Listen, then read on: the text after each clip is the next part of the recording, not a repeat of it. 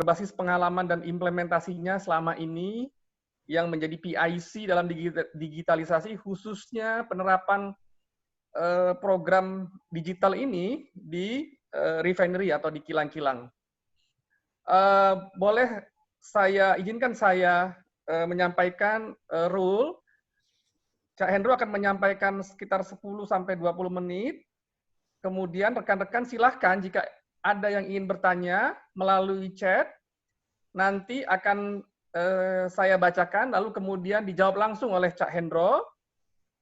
Forum ini akan di-arrange oleh Mbak Ayu dan Mas Iqbal. Untuk waktu dan tempat, kami persilakan langsung Cak Hendro. Terima kasih. Ya, baik, terima kasih Bapak, Ibu sekalian yang saya hormati, adik, kakak, senior, rekan-rekan alumni Teknik Fisika maupun yang masih kuliah, Bapak dosen kalau ada, para praktisi, para teknisi, para spesialis, advisor, para manajer, para bos yang ada di sini. Perkenalkan, nama saya Hendro Nugroho. Ini kali pertama saya menggunakan Zoom, jadi mohon maaf kalau misalkan nanti ada kekurangan dalam penyampaian atau mungkin keterlambatan, ketidaksiapan. Memang ini secara internal saya dihubungi oleh Mas Eko, karena kami sama-sama berada di satu area bekerja. Dan secara fisik kami ketemu hanya 2 kali ya Mas Eko ya? Betul, Cak. Itu pun secara tidak sengaja ketemu di kantin ya. Jadi secara WA Mas Eko menanyakan kesiapan saya, kesediaan saya untuk menyampaikan materi digitalisasi. Pertama-tama saya agak keberatan karena yang pertama saya bukan ahli di bidang ini. Karena kita sama-sama tahu bahwa di teknik fisika sendiri dulu, saya nggak tahu sekarang ya, dulu memang tidak ada atau kurang atau mungkin zamannya teknologinya belum semumpuni sekarang, sehingga passion kita atau keinginan kita untuk terjun di dunia digital mungkin saat itu belum bisa tersalurkan. Tetapi seiring berjalannya waktu ternyata karena kita berangkatnya dari sisi instrumentasi berhubungan dengan sensor, berhubungan dengan PLC, DCS, naik ke atas terus sampai ke historian, optimization, dan seterusnya. Mau nggak mau kita harus menampilkan data dan menganalisanya serta menyajikannya untuk stakeholders bagi siapa saja yang membutuhkan. Sehingga akhirnya mau nggak mau kita berkecimpung di dunia digital. Itu mungkin kurang lebih background saya, bagaimana saya tiba-tiba diharuskan untuk bekerja di bidang digitalisasi. Dan ternyata asik juga karena sesuai dengan arah kita ke depannya di mana dunia berkembang sesuai dengan digitalisasinya. Baik, sebelumnya karena ini mungkin masih di bulan Syawal, bagi yang saya kenal dan mungkin tidak saya kenal, izinkan saya untuk menyampaikan mohon maaf lahir dan batin jika ada kesalahan, baik kesalahan offline maupun online. Terutama untuk teman-teman online saya, mungkin saya banyak menyinggung. Jadi mohon dimaafkan ya, mohon diampunkan. Mas Eko, ini ya, ada berapa orang ini? Saya nggak terlalu paham dengan Zoom. Ada berapa peserta? 38 saat ini. 38 ya. Baik, kita mulai aja ya. Siap, monggo. Ya baik, saya coba share di play-nya gini. Apakah sudah kelihatan secara full? Sudah. Oke, good. Ya baik.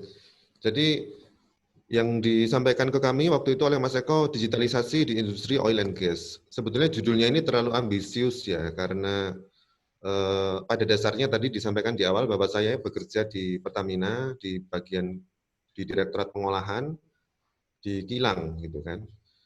Sementara biasanya kalau kami bekerja di sebuah perusahaan BUMN, data-data sangat rahasia, sehingga kalau di awal kita sampaikan mengerucut ke arah digital refinery, kemungkinan besar tidak akan disetujui dan tidak akan diizinkan saya untuk menyampaikan materi ini. Makanya kita bikin secara global saja digitalisasi di industri oil and gas. Harapannya pada dasarnya semuanya sudah secara kesesamaan mirip-mirip, common, general, di industri manapun juga, baik itu di oil, di gas, di industri tadi disampaikan, saya sempat ngobrol dengan Mas Iqbal eh, di dunia yang lainnya, di farmasi, di chemical, petrochemicals, kemungkinan besar akan sama gitu kan. Walaupun memang kebutuhannya berbeda-beda. Jadi izinkan saya mengenalkan diri saya sendiri dulu. Kebetulan kemarin cari-cari datanya masih ada. Saya punya nomor mahasiswa 290240044. Sudah lama sekali ini ya. Saya masuk kurang lebih di Juli 1990 dan lulus di 20 Maret 1995. Terakhir teman-teman foto bersama kami ketika tahun lalu, ketika kami masih diberi kesempatan untuk berkumpul saat mudik. Jadi saya mohon izin buat teman-teman saya satu angkatan untuk menampilkan kebersamaan kita, karena saat ini seperti kita ketahui bersama agak susah untuk kumpul-kumpul seperti itu. Kemudian ada sedikit daftar riwayat pekerjaan saya, di mana pertama kali saya lulus tahun 95, saya ditawari bekerja di perusahaan pakan ternak di PT Java Confit Sidoarjo. Kemudian saya beralih ke PT ABB Sakti Industri di Jakarta.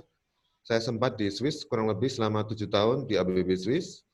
Kemudian setelah itu saya memutuskan untuk kembali ke Indonesia dan bergabung di sebuah perusahaan software engineering yang berpusat di Swiss, dan saya menjalankan bisnisnya untuk area Asia Tenggara, Southeast Asia. Kemudian di tahun 2010 saya bergabung dengan PT Pertamina dan ditempatkan di Pelaju, di Palembang. Kemudian di 2013 saya ditarik ke Jakarta untuk bergabung dengan tim kantor pusat. Jadi sebelum kita memulai tentang tema digitalisasi, perlu kita pahami bersama apa itu komputerisasi, apa itu digitalisasi. Jadi pada dasarnya komputerisasi itu adalah suatu perubahan sistem yang awalnya secara manual menjadi otomatis, yang dulunya berupa tumpukan kertas atau pekerjaan-pekerjaan kita manual, kita komputerkan sehingga data-data ada di komputer. Mungkin ada Mbak atau Mas yang tidak mengalami masa-masa evolusi hardware komputer dari yang seukuran lemari menjadi seukuran tipis, beratnya cuma 1 kilo. Yang dulunya mungkin 1 ton, sekarang menjadi 1 kilo. Senior-senior saya yakin sudah melihat, menyaksikan sendiri bagaimana perubahan drastis dari hardware khususnya, dan juga nanti dari sisi software maupun teknologi-teknologi yang lain. Sementara digitalisasi adalah suatu perubahan perilaku yang berkaitan dengan dunia digital dan, bentar, nggak kelihatan. Cara hide-nya gimana? Oh, bisa ditarik ke kiri. Dan didukung ketersediaan teknologi digital. Yang paling menarik sebetulnya adalah ketika kita mengalami masa peralihan dari mobile phone menjadi smartphone. Jadi saya mengalami sendiri bagaimana ketika kami bekerja di sebuah proyek, itu satu mobile phone seukuran sepatu, itu dipakai satu tim gantian. Karena saat itu teknologinya sangat mahal, dan jaringan komunikasi pulsanya pun juga sangat mahal, gitu kan. Sampai sekarang kemudian dari seukuran sepatu berubah menjadi sangat kecil, setengah genggaman tangan, sekarang berubah lagi menjadi seukuran sepatu juga, semakin lebar, semakin mantap untuk dilihat. Kemudian perubahan yang cukup menarik adalah ketika ojek online mulai masuk di Indonesia. Tahun berapa itu ya ada ojek online ya? 2010 kalau nggak salah ya. Mas Eko masih ingat ojek online tahun berapa? 2000, kalau saya menggunakan 2014, Pak. 2014 baru pakai ojek online ya? Ya. Memang kita beda makom memang. Oke, terima kasih. Kemudian juga saya ingat betul bahwa ketika BlackBerry masuk ke sistem komunikasi kita, itu adalah suatu perubahan dari sistem operasi yang saat itu sangat terkenal dari Nokia, Symbian OS kalau nggak salah, tiba-tiba masuklah BlackBerry dan booming sebegitu cepat di seluruh dunia. Bagaimana BlackBerry ini menjadi semacam kebutuhan, baik kebutuhan untuk komunikasi maupun kebutuhan untuk prestisiusnya. Jadi kalau orang nggak bawa HP BlackBerry, levelnya jadi turun sedikit. Tetapi itulah teknologi. Jadi tiba-tiba disalib oleh Android dan iOS sehingga BlackBerry sekarang mulai kehilangan pamornya. termasuk juga digitalisasi di bidang jual beli di e-commerce. Ini sangat-sangat menarik karena ternyata bahwa harga di dunia jual beli, trading, ketika kita bandingkan antara toko online dan toko offline, jauh berbeda. Ada perbedaan yang cukup signifikan sehingga sempat juga beberapa toko offline harus tutup gulung tikar. Dan juga bagaimana transaksional finansial berubah dari antrian di bank, di teller, menjadi semua berada dalam genggaman. Memang dengan adanya smartphone merubah dunia digital sedemikian cepatnya. Kemudian ada juga istilah-istilah yang sering kita dengar, apa itu transformasi digital, gitu kan? Pada dasarnya transformasi digital adalah perubahan dari dunia komputerisasi menjadi digitalisasi. Tentunya melalui tahapan-tahapan yang setiap perusahaan akan berbeda-beda sesuai dengan standar compliance dari digitalisasi di perusahaan masing-masing. Intinya bahwa ketika digital menjadi sebuah transformasi, kita tidak hanya berdasarkan hardware, software, aplikasi, komunikasi, tapi sudah mengarah ke orangnya. Jadi ketika orangnya disebut, orangnya sudah berperilaku, perilaku maupun menjadi sebuah culture atau digital culture, maka transformasi digital sudah cukup mumpuni pada saat itu. Saya lanjut ya. Jadi dari manual, komputerisasi, digital, ada aplikasi, ada solusi, dan digital culture. Itulah kurang lebih kesepakatan kita di awal. Saya coba sharing pemahaman saya pribadi mengenai komputerisasi, digitalisasi, dan transformasi digital. Karena nanti ke depannya seluruh orang akan berusaha mendigitalkan sesuatu yang masih belum digital. Nah, nanti ketika kita memahami apa itu komputerisasi, digitalisasi, nanti kita sebenarnya bisa memahami bahwa kemungkinan besar yang kita lakukan adalah masih komputerisasi, belum digital. Ya. Oke.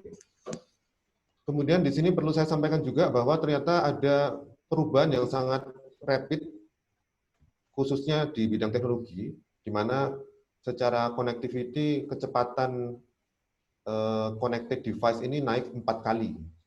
Jadi kita lihat data di tahun 2010 dan 2010 dan 2020 kenaikannya bisa cukup signifikan, sekitar 4 kalinya, termasuk juga kebutuhan akan hardware dan teknologi-teknologi pendukung digital lainnya. Kenaikannya sangat-sangat tajam dan eksponensial.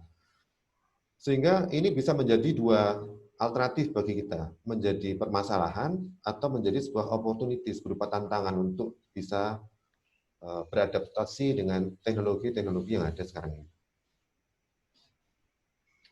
Kemudian ini juga ada data-data bagaimana kami di refinery, di pengolahan, itu berpikir bagaimana kita bisa beradaptasi dengan dunia teknologi yang sekarang ini, bagaimana kita bisa mengejar ketertinggalan. Dari data yang disampaikan hasil survei, tidak saya sebutkan surveinya, saya dapatkan seperti ini, bahwa untuk sisi optimisasi atau analytics itu naik cukup besar porsinya sekitar 35%. Yang di sebelah kiri atas itu ya. Cyber security improvement pada saat survei ini dilakukan, orang masih maju mundur untuk melakukan cyber security karena dilihat tidak terlalu menarik untuk diterapkan. Sekarang berubah lagi, jadi memang teknologi berkembang sangat pesat dan kebutuhan juga menyesuaikan dengan kebijakan atau standar policy dari perusahaan masing-masing. Dan juga orang-orang sekarang sudah melihat bahwa ternyata dengan digitalisasi itu bisa memberikan added value yang cukup tinggi bagi sebuah perusahaan, terutama ketika orang berbicara tentang value creation. Ini kalau di perusahaan kami sangat sering kami mendengarkan kata-kata value creation, di mana kita bisa menguangkan, memvaluekan hasil-hasil yang sudah dihasilkan oleh aktivitas-aktivitas di dunia digital. Termasuk di maintenance dan reliability, ini cukup pesat, kebutuhannya sekitar 54%. Dan semuanya itu sekarang sebetulnya sudah dilakukan, cuman masih belum secara kesisteman. Semua yang ada aktivitas yang berhubungan dengan maintenance dan reliability, planning, scheduling, production, execution, semuanya sudah berjalan. Cuman kebanyakan masih manual atau masih by komputerisasi, by Excel, perhitungan secara formula-formula standar yang disampaikan secara sporadis atau terpisah, belum terintegrasi. Nah, kedepannya kita akan bekerja berdasarkan kesisteman yang tersistem dan terintegrasi, serta bisa berkomunikasi antara satu sistem dengan sistem yang lainnya. Ini juga penjelasan bagaimana kebutuhan-kebutuhan tentang digitalisasi, bahwa orang-orang sudah mulai menyadari bagaimana added value yang bisa dihasilkan oleh digitalisasi. Sehingga dunia sekarang berubah, berlomba-lomba untuk menuju dan menunjukkan, menampilkan seberapa digital perusahaan kita masing-masing atau seberapa digital aktivitas kita. Sebelum masuk ke topik selanjutnya, kita lihat satu cuplikan video dulu bagaimana sebuah perusahaan, dalam hal ini kalau tidak salah adalah Shell, juga mencoba untuk meraih teknologi digitalnya. Silakan menikmati teaser video ini.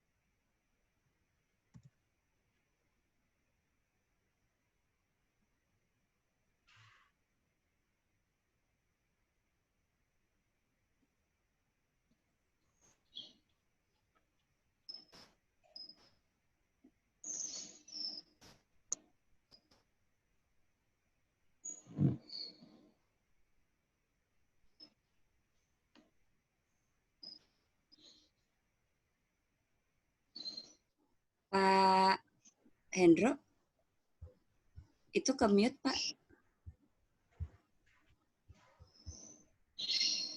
Halo? Ya, wes. Innovation, PwC's business understanding, and the human insight that arises. It's a huge opportunity for employees in an organization in adopting and embracing these new cloud technologies. When doing so, it frees up time, it's an enriching experience, and the day-to-day job just becomes that much easier. Shell is focused on the SAP S/4HANA Cloud for one fundamental reason. We need to be a competitive energy company moving forward. The ability to be agile and simple is going to be the key enabler for our success and be able to be the energy company the world needs for the future.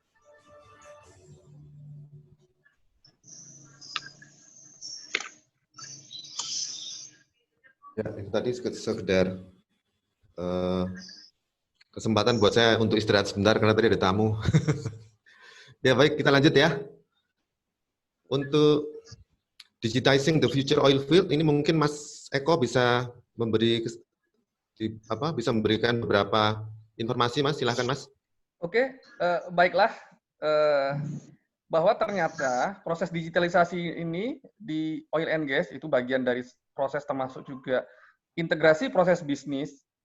Salah satu contoh adalah di oil field, mulai dari proses pengeboran, ROV, kemudian teknologi yang sebelumnya adalah manual, tentu saja dengan otomatisasi yang kemudian menjadi digital, baik kemudian database, big data, Internet of Things yang kemudian berintegrasi ke web base, sehingga salah satu contoh adalah katakan pengeboran ada di Papua atau di katakan di Laut Nigeria dan lain-lain, di kantor pusat di Jakarta, itu kita bisa lihat gimana proses pengeboran secara live, secara online, kemudian juga bahkan sampai progress schedule, cost spending yang dikeluarkan, kemudian ada hambatan dan lain-lain, termasuk juga otomatis gimana kemudian hubungan dengan vendor, kontraktor, dan lain-lain, itu semua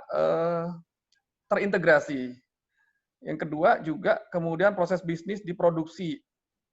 Kemudian juga sampai kemudian proses bisnis secara katakan di kantor, keuangan, kemudian SCM, supply chain management merupakan salah satu fungsi yang sangat penting untuk menunjang operasi bisnis. Ini contoh di upstream, kemudian juga di midstream, kalau mungkin di pipeline teman-teman tahu yang disebut metering, kemudian metering measurement, kemudian juga data analitik, sehingga tahu nih ketika ada yang leakage atau ada katakan oil losses atau gas losses karena pencurian dan lain-lain, itu semua terintegrasi, termasuk juga security system, baik man, unmanned maupun CCTV.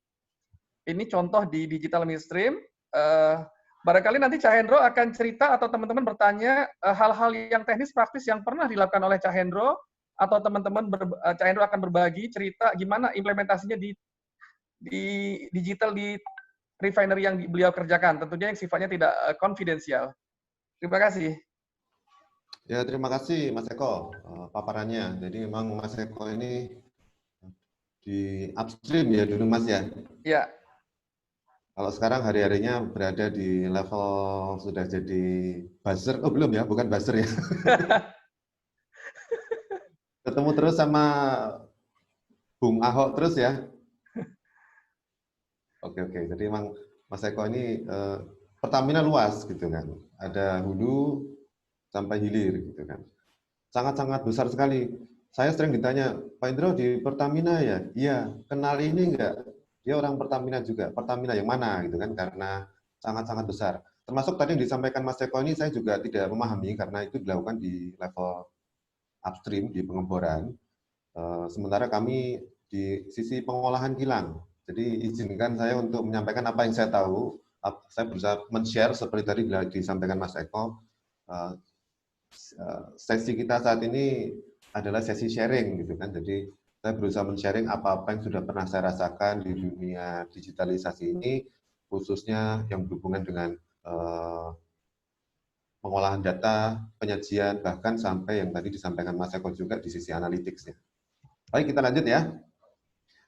Ini kurang lebih refinery di Pertamina. Saya pikir ini sudah umum, sudah ada di mana-mana. Jadi kita ada 6 kilang saat ini. Ada refinery unit 2, refinery 3, refinery unit 2 di Dumai, refinery unit 3 di Palembang. Dulu saya sempat 3 tahun di Palembang. Kemudian refinery unit 4 di Cilacap, yang bawah. Refinery unit 5 di Balikpapan, di Kalimantan. Refinery unit 6 kiri bawah di Balongan, dekat Cirebon, Indramayu. Dan refinery unit 7 di Kastim di Papua. Refinery yang cukup kecil, kapasitasnya juga paling kecil. Inilah refinery-refinery yang kita miliki saat ini.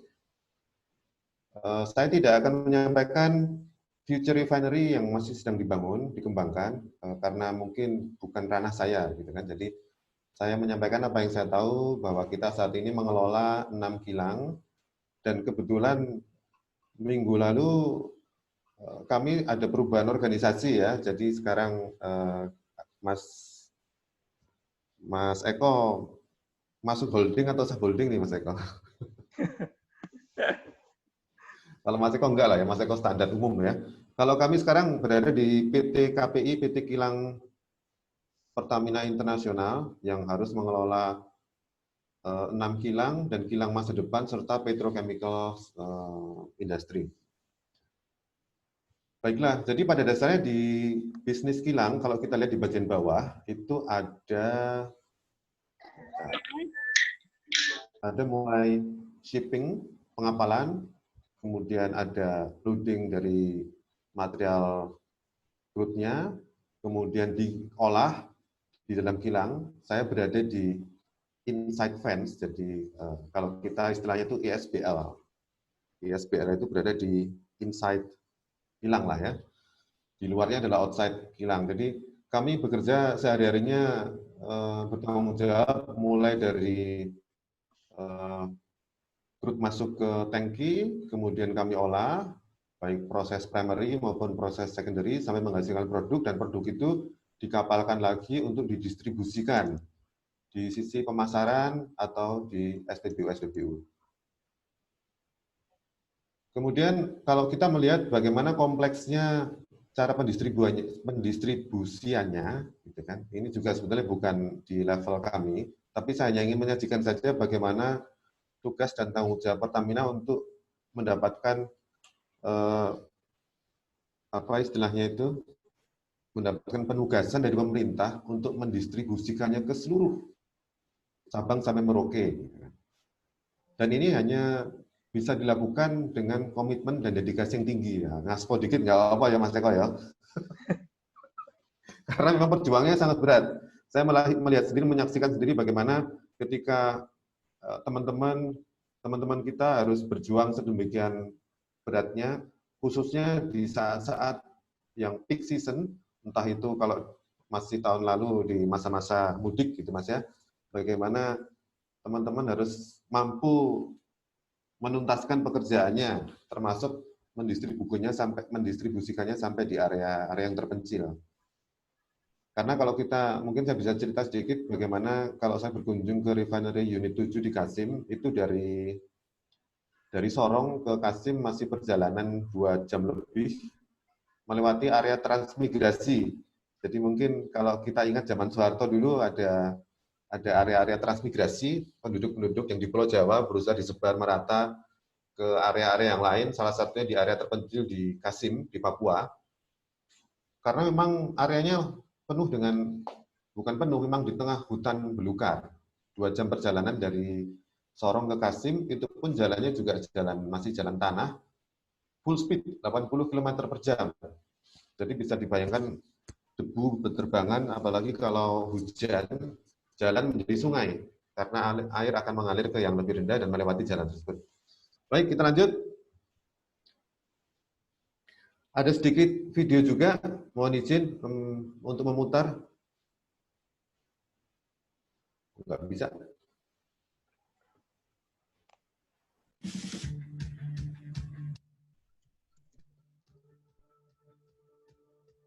Imagine the refinery of the future as a self-adaptive organism that automatically optimizes itself according to a given set of objectives, such as production, margins, energy efficiency, and fixed costs. For each refinery, high volumes of real-time data are collected at 2 levels. Oil process data relating to distillation, conversion, and quality processes, such as feedstock characteristics, product quality, flow rate, temperature, and pressure, are collected through smart analyzers and sensors installed on the operating units.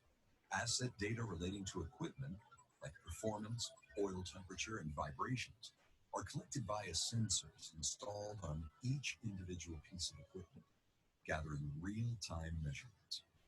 Collected data automatically flows and integrates into a unified platform, serving as the field digital database. This database feeds self-learning algorithms, allowing integrated end-to-end optimization of the refinery's production and maintenance systems. This optimization process also takes into account market prices, margins, and other factors. Based on the analyzed data, these algorithms are capable of dynamically setting standard operating and production parameters, such as the degree of valve opening to set a target blend mix, regulation of cut points of the columns, and amount of oxygen and exhaust gases in the furnace, according to artificial intelligence elaborations, facilitating the resolution of complex cross-unit operative issues, predicting equipment failures, automatically signaling abnormal situations, and proactively suggesting prioritized work orders to be activated. Once the work order has been activated, the on-field operator receives notification to check the machine and gets all historical and live data to perform the diagnosis and ad hoc interventions. The operator can be supported by remote experts to solve the issues. Integration between asset operation and maintenance enhances a collaborative environment both within the organization and with contractors, where informed decisions on production level, maintenance interventions, and other operating choices are taken seamlessly and in real time at local, regional, and headquarter level. Ya, itu tadi cuplikan dari Boston Consulting Group yang saya ambil dari YouTube, gitu kan. Kurang lebihnya seperti itu di kilang-kilang yang sedang kita jalankan, dan harapan kita sepertinya seperti itu. Memang secara teaser sangat-sangat menarik gitu ya, sangat canggih. Kenyataannya agak susah untuk mendapatkan kecanggihan-kecanggihan seperti yang ada di YouTube atau di klip-klip tersebut.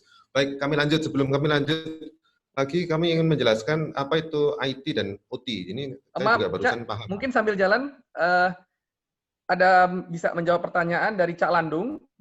Dua hal. Apa sih roadmap Pertamina untuk digitalisasi, termasuk digital twin juga di dalamnya?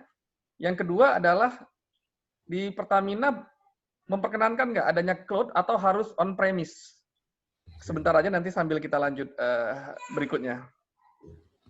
Ini menarik nih. Sebetulnya sudah saya siapkan slide untuk roadmap-nya Pertamina dalam hal digitalisasi. Cuman karena ini forumnya bersifat umum, jadi itu juga menjadi bagian yang tidak bisa saya share di sini. Karena nanti saya juga akan dipanggil atasan saya kalau misalkan men-share informasi yang cukup rahasia ya. Tapi intinya begini, Mas Landung. Tadi juga saya salam ketemu lagi, Mas Landung. Tadi saya juga sempat lihat ada Pak Nanang, rambutnya keren Pak. Potong sendiri Pak ya. Oke, untuk roadmap Pertamina ke arah depannya memang, jadi begini, sebelum saya sampaikan roadmap, itu setiap perusahaan pasti roadmap-nya berbeda-beda untuk digitalisasi. Demikian juga dengan di Pertamina.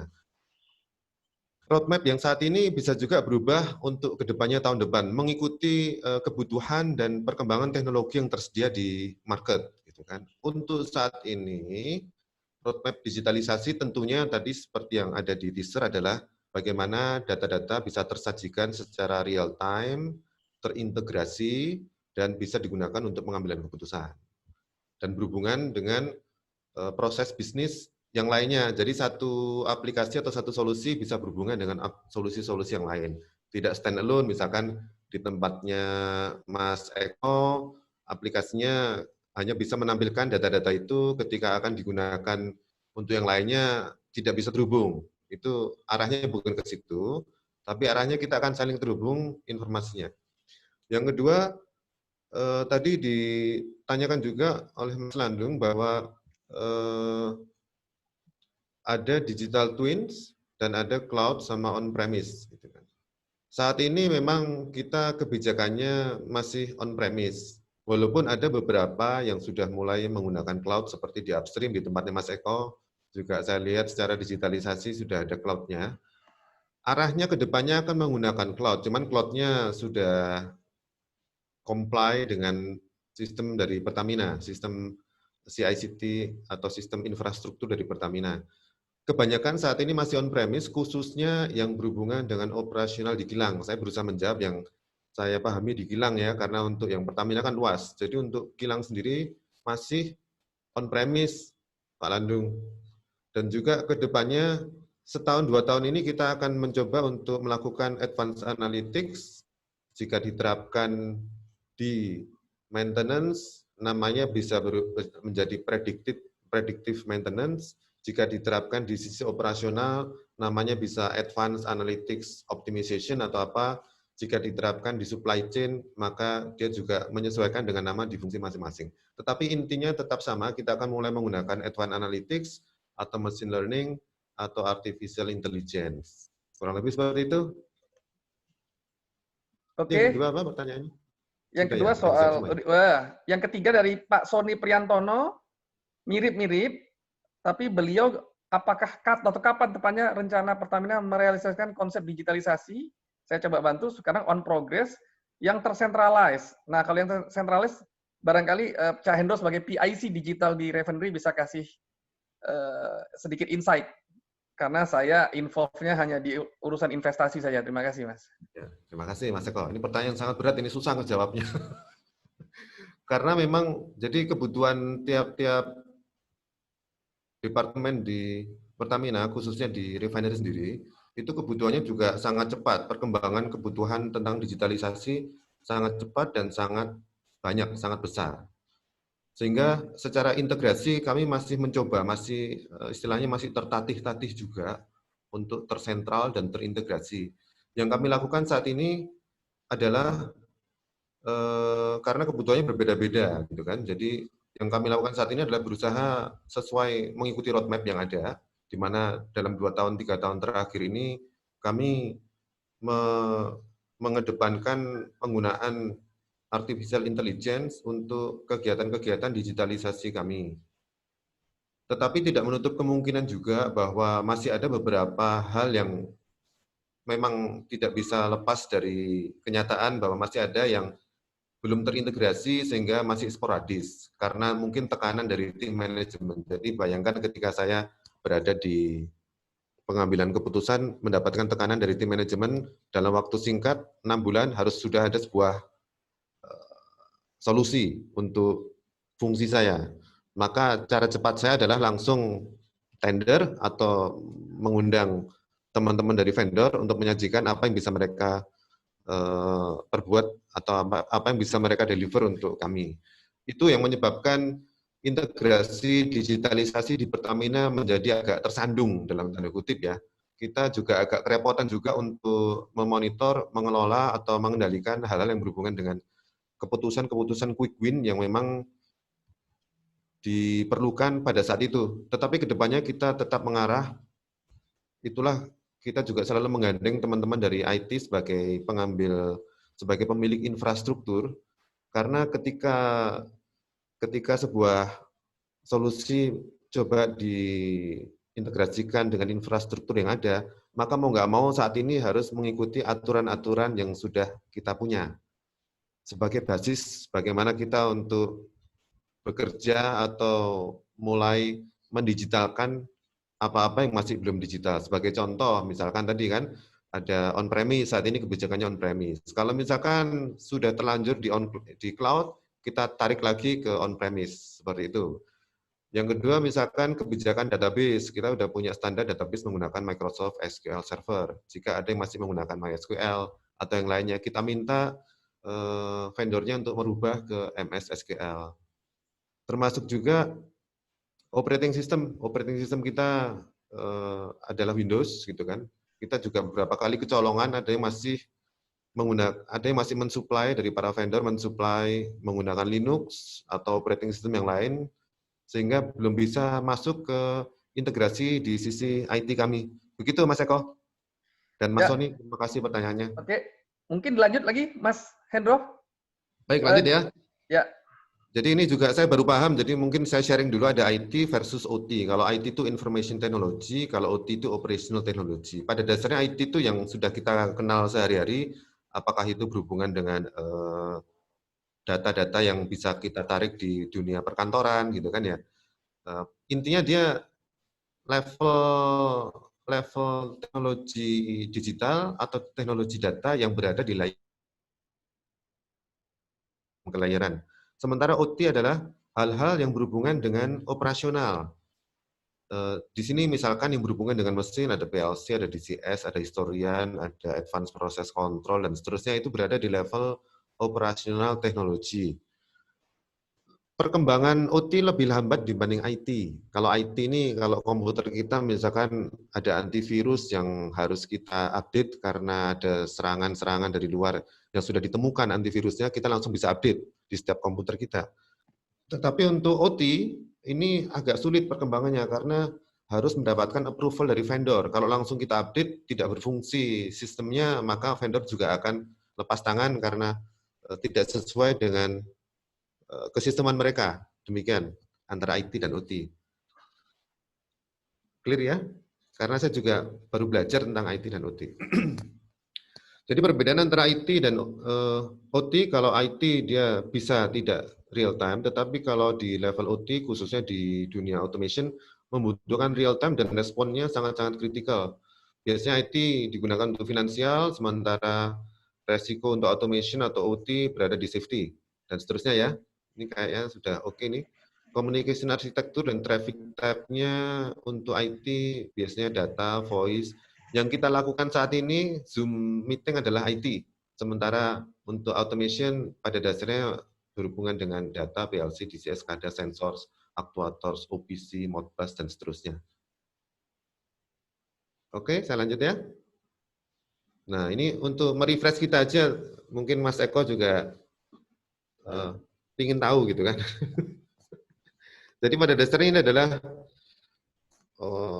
general configuration yang ada di industri-industri, Mas Eko dan teman-teman. Di mana di level bawah ada sensor yang terhubung dengan PLC, atau sebelum PLC masih terhubung juga dengan variable speed drive, ada motor controller, kemudian naik ke level atas ada PLC, ada DCS, dan naik yang paling atas lagi sudah bisa dimonitor oleh teman-teman operator melalui operator station, dan seterusnya. Kemudian dengan banyaknya peralatan yang ada di industri, maka muncullah challenge bagi kita. Jadi peralatan, ada server, ada konsep server, klien, berbagai macam data, laporan, dashboard, berbagai macam aplikasi dan solusi, berbagai macam kepentingan, kebutuhan, data integration yang berhubungan dengan data akses dan connection, ujung-ujungnya juga berhubungan dengan speed, bandwidth, penyimpanan, apakah perlu disimpan di cloud atau on-premise, dan juga data mana yang harus kita pakai, maka muncullah single source of truth yang mau nggak mau membutuhkan data warehouse. Jadi akan kita protect dulu di data warehouse sebelum data tersaji ke atas, supaya koneksi tidak langsung ke sistem masing-masing, tapi kita betul-betul menampilkan data yang kita butuhkan, dan datanya berada di satu sumber. Dan mau nggak mau, dengan begitu banyaknya data yang kita miliki, ke sistem yang kita miliki, kita membutuhkan cyber security. Kurang lebih seperti itu ya. Kemudian perlu kita pahami juga ada application, ada solution. Ini yang mungkin teman-teman khususnya dari teman-teman vendor ketika mempropuskan ke kami proposal digitalisasi mereka, kebanyakan masih berupa aplikasi, teman-teman. Sementara bagi perusahaan seperti kami memiliki, bayangkan di Pertamina begitu banyak merek-merek dari berbagai macam sistem. Jika kita tidak mendapatkan solusi, maka kita akan kerepotan sendiri memanage bagaimana sistem-sistem yang berbeda bisa saling berinteraksi, atau dari sisi maintenance-nya, dari spare part-nya, dan sebagainya. Jadi aplikasi pada dasarnya bersifat sesaat untuk menyelesaikan masalah jangka pendek, gitu kan. Walaupun bisa juga untuk menyelesaikan masalah menengah dan jangka panjang. Solusi itu melibatkan unsur lain, misalkan people, proses, bisnis, infrastruktur, bersifat jangka panjang dan komprehensif. Saya bisa kasih contoh ketika kami melakukan saat ini sedang berjalan pekerjaan untuk solusi predictive maintenance. Gitu. Maka banyak vendor yang masuk, mulai dari Honeywell, Yokogawa, Aviva, Schneider, Aspentek, dan seterusnya. Kami sendiri juga kebingungan karena mereka semua memiliki kapabilitasnya masing-masing. Jika kita menerima aplikasi tersebut begitu saja, kita akan kerepotan ketika kita harus mendelivernya ke rekan-rekan yang menggunakannya. Sebagai contoh, di perusahaan kami membutuhkan sebuah tata kerja organisasi. Fungsi mana harus melakukan apa? Fungsi A bertanggung jawab terhadap apa? Karena ketika ini adalah cara baru dalam bekerja, digital ini adalah new way of working gitu ya. Maka kita akan kerepotan karena kita selain dibebani oleh rutinitas, ini juga cara baru yang kita harus beradaptasi. Dengan adanya solusi, kita mintakan ke pihak penyedia jasa solusi tersebut, tolong jangan hanya fokus teknologi, tetapi juga di people maupun proses bisnisnya. Proses bisnis tolong sediakan juga, siapkan bagaimana kami bekerja, standar operational prosedurnya seperti apa. Kemudian sosialisasi ini juga perlu dilakukan, itulah dari sisi prosesnya. Dari sisi people-nya, kita juga minta bagaimana people, orang-orang kita, itu mendapatkan engagement, mendapatkan pelatihan-pelatihan, mendapatkan simulasi permainan, sehingga meningkatkan awareness dan ownership dari mereka. Jika kita hanya menerima berupa aplikasi, maka orang akan sekedar, ya udah, ini adalah aplikasi, cara pakainya seperti apa, kami juga tidak terlalu peduli, seperti itu. Jadi merupakan satu kesatuan, itulah yang kami sebut sebagai solusi. Termasuk juga tidak lupa adalah infrastruktur yang ternyata sangat penting. Karena sering kita fokus hanya kepada features-featuresnya saja, tetapi infrastruktur tidak mendukung. Begitu diimplementasikan, speed-nya lambat, servernya lemot, desain arsitekturnya tidak sesuai, dan seterusnya. Saya lanjut ya. Tadi sempat saya singgung ada layering, ini kita referensinya ke ISA 95. Ini teman-teman dari vendor sangat menguasai ini, mungkin saya hanya menyampaikan sedikit saja. Bahwa ada layering berdasarkan rolling untuk setiap layernya, di paling bawah ada layer 1, sebetulnya ada layer 0 juga di level sensor, gitu kan.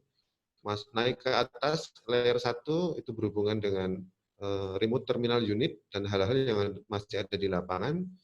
Layer kedua masuk ke monitoring operasional di sisi operator. Layer ketiga mulai masuk ke historian, data ditarik ke atas, data sudah tersedia di level plan dan office network. Kemudian di layer 3,5, ini kalau kita membahas masalah cyber security, di layer 3,5 ini adalah layer penentu, layer apa ya, layer penghubung antara dunia OT dan dunia IT. Dunia IT ada di layer 4, seperti itu, antara pemisahan antara IT dan OT. Sebetulnya ISA 95 sudah terstruktur seperti ini, tetapi kita tidak menutup teknologi yang baru, di mana dengan IoT, Internet of Things, dari level 0 bisa langsung naik ke level 4. Jadi ini juga membutuhkan kebijakan-kebijakan juga, khususnya tadi ditanyakan Mas Tony, apakah bisa nih kita langsung ke cloud gitu kan. Ini mungkin terjadi juga di dunia upstream, Mas Eko, di mana dari sisi piping, mereka sudah punya sensor-sensor yang langsung terhubung ke cloud, di mana cloud-nya nanti data-data bisa langsung digunakan untuk menganalisa, maupun jika ada remote access, butuh bantuan dari teman-teman vendor menggunakan sistem yang secara tidak langsung membypass layer-layer yang sudah terstruktur menurut ISA 95. Jadi pada dasarnya data sudah sampai ke kita nih, terlepas dari layer-layer yang tadi, sesuai dengan kebutuhan masing-masing, sudah terdeliver ke level kita sebagai engineer, terdeliver ke level kita sebagai manajemen, terdeliver ke level tempatnya Mas Eko di Dewan Komisaris, terdeliver juga ke level kementerian, dan juga perusahaan-perusahaan yang lain akan mungkin memiliki struktur yang kurang lebih sama. Dan kita sekarang harus fokus bahwa ini data sudah sedemikian banyaknya, sekarang sudah dunia big data, jika data tidak dikelola dengan baik, maka orang akan kebingungan data mana yang benar gitu kan. Makanya data juga harus trusted, dan terjadi peralihan dari physical asset menjadi data asset yang membutuhkan data security.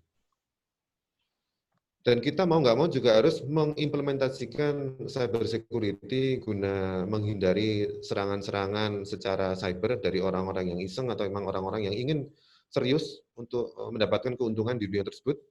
Ini kurang lebih ada tiga bagian yang terkait. Yang warna merah itu dari people-nya, yang warna biru dari prosesnya, yang warna kuning dari teknologinya. Yang paling berbahaya sebetulnya adalah serangan-serangan dari orang-orang seperti saya ini, Mas Eko, yang cukup menguasai kesisteman, bukan serangan dari luar. Kalau saya di-challenge, kalau saya misalkan ingin nakut-nakutin manajemen kami gitu ya, supaya aware dengan cyber security, izinkan saya, beri waktu saya 1 jam, saya bisa langsung men-shutdown satu peralatan dari rumah saya, seperti itu. Walaupun mungkin tidak bisa terjadi karena sistem proteksi yang sudah ada, tapi selalu ada pintu belakang. Karena dulu saya juga sempat bekerja di software engineering, namanya orang kalau sudah membuka akses, data akses, itu aksesnya pasti ada opsional, bisa 1 akses atau bidirectional akses. Tidak mungkin hanya 1 akses saja. Baik, kami lanjut. Oke, Mas, jadi ada 2 pertanyaan terkait IoT dan cyber security, udah terjawab dengan presentasi tadi, yang kemudian bisa dielaborasi dari pertanyaan Cak Nanang tentang IoT solusi detail adalah proses bisnis yang sesuai dengan arahan strategik. Barangkali Cak Hendro bisa sedikit memberikan gambaran arahan strategiknya apa, lalu kemudian proses bisnis itu memodifikasi terhadap arahan strategik itu sehari-hari. Misalnya fokus pada refinery dengan produk tertentu misalnya, sehingga kemudian Cak Hendro dan tim melakukan modifikasi atau adaptasi terhadap teknologi digital untuk mengadop arahan strategik proses bisnis tersebut. Barangkali Cak Hendro sambil sekilas kemudian sambil melanjutkan. ini karena menarik, karena ada guidance untuk digitalisasi, tidak hanya membuat menjadi digital, mungkin dalam perusahaan ada yang disebut pedoman, PKO, SOP, dan lain-lain. Monggo, Cak. Ya, ini pertanyaan yang paling sulit nih dari Pak Nanang ini. Pak Nanang,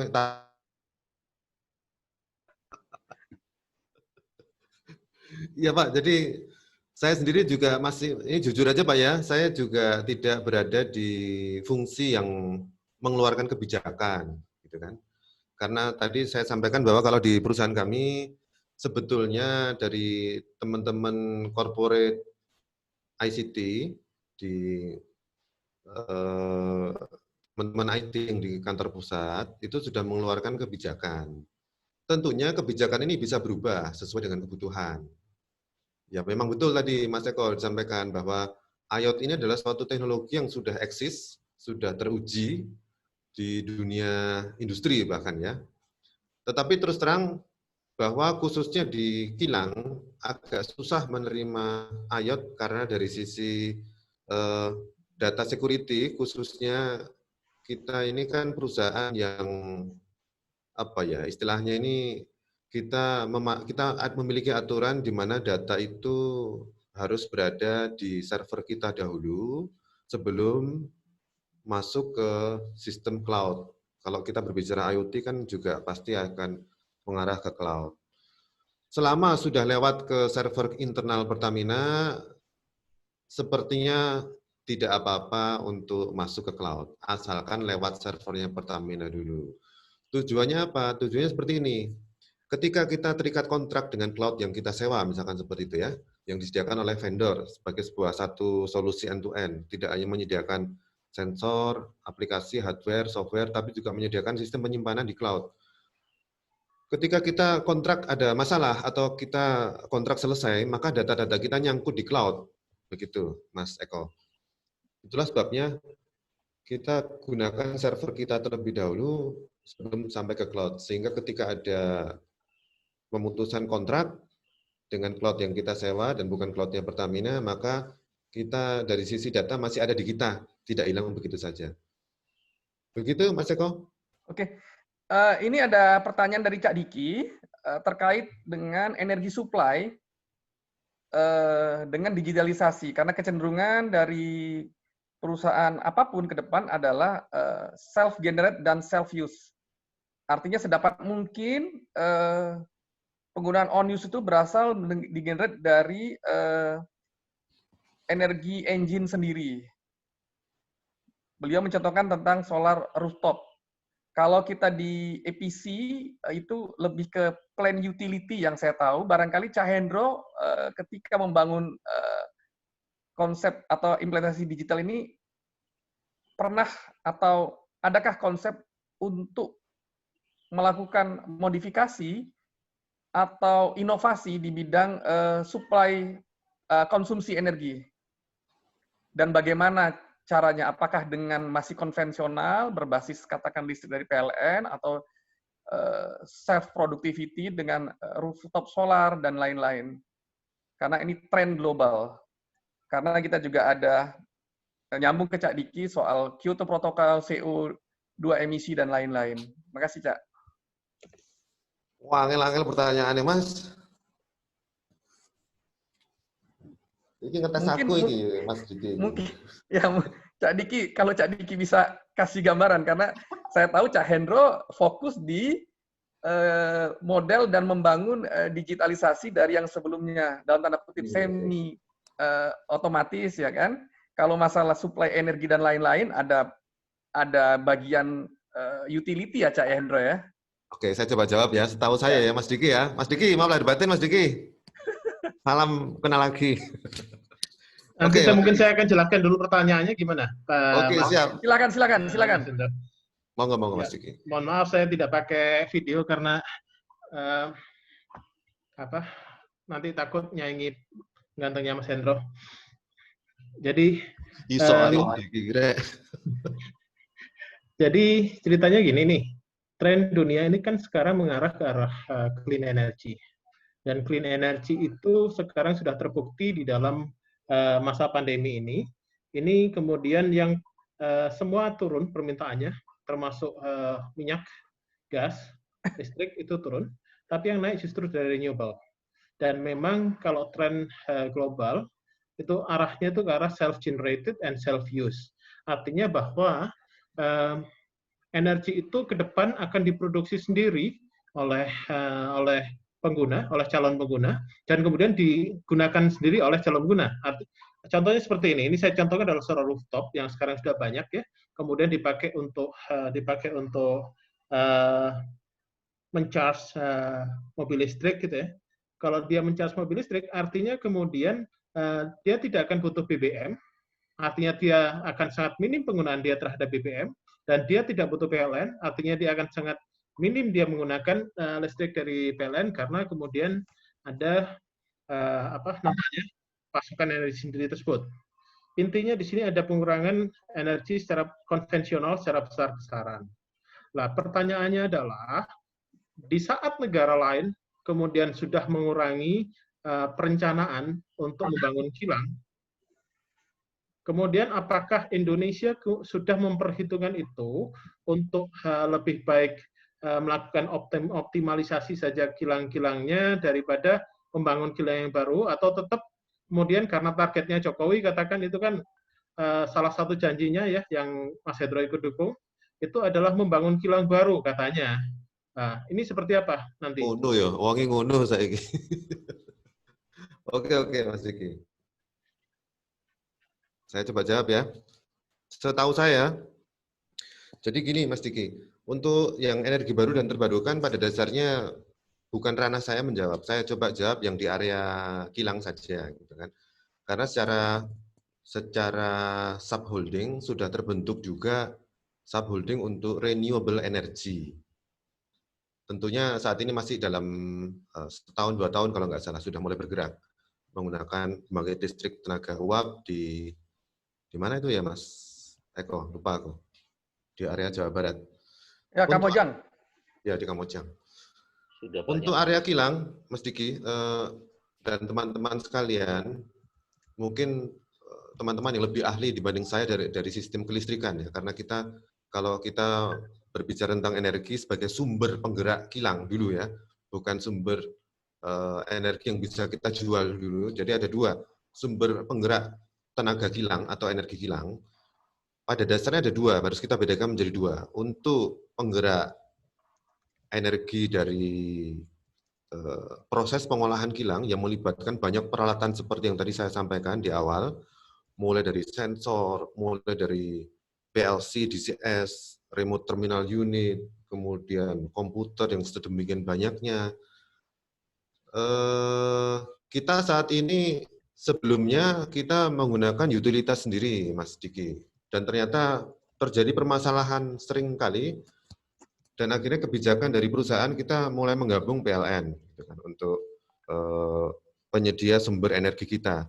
Dalam tanda kutip yang saya tangkap bahwa kami menganggap PLN lebih memahami dunia energi dibanding kami sebagai perusahaan penyedia bahan bakar. Saat ini walaupun Pertamina juga sudah mulai masuk ke perusahaan energi melalui subholding yang lain. Cuman saya sampaikan bahwa di kilang sendiri ada dua sumber energi yang dibutuhkan. Energi untuk proses produksi dan energi untuk perumahan dan perkantoran. Sehingga ya untuk solar panel di rooftop itu saat ini sudah kita implementasikan di seluruh kilang untuk level perumahan dan perkantoran.